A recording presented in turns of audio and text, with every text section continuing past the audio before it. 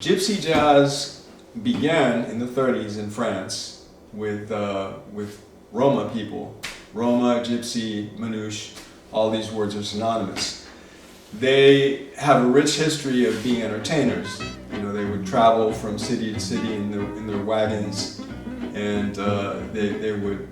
That's how they made their money, by entertaining. Many of these people were influenced by jazz, by American jazz in a big way, including Django Reinhardt and Stefan Grappelli, who were preeminent among this group of performers. They were virtuosos, and they met in 1934, and they formed the Quintet of the High Club of France.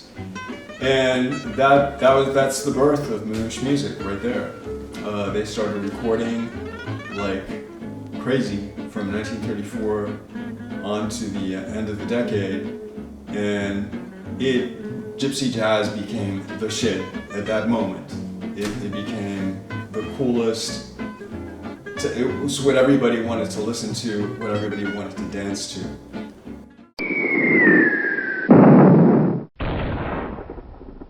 Well, World War II happened, for one, and that caused the breakup of the quintet. But then other things were afoot. Other things were happening musically. The world of jazz decided that it wanted to go in a more abstract, complicated direction, and bebop was born. Dizzy Gillespie, Charlie Parker, folks like that. So really Gypsy jazz was forgotten for a while. Also, rock happened, and that was a direct output from African American R&B and gospel. '54, Elvis did his first recording, and the rest is history. You know, that's all she wrote. So for the next 20 years, people were listening to bebop, they were listening to rock, and they forgot about Manouche music.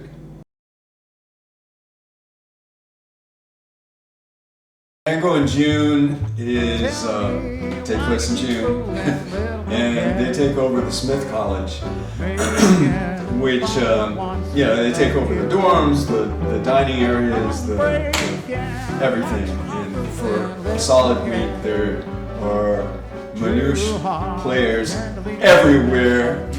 You know, just jamming all over the sidewalks and the grass and inside buildings and outside buildings, almost 24/7. It's a lot of fun.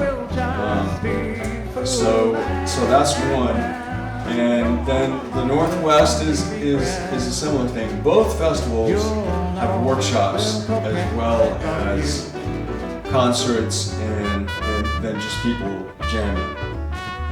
You can step out the door and, you know, there's 4 people over here, 5 people over here, 7 people over there, and you have your instrument and you just join up with any particular group that you fancy. So it's really like being a kid in a candy store.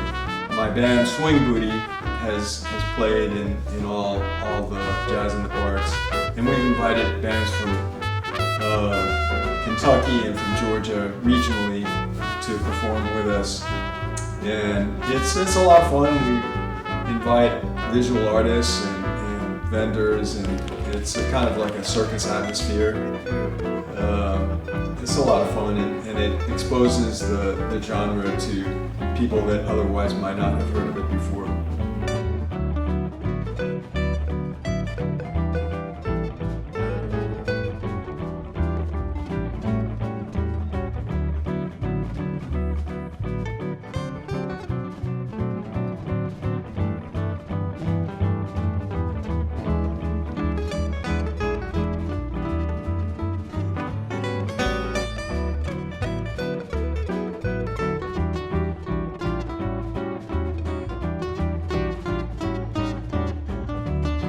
Cutting